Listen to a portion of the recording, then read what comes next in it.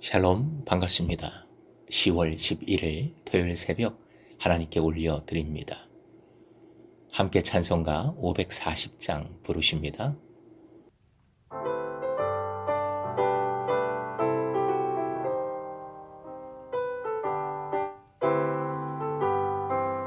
주의 음성을 내가 들으니 사랑하는 말일세.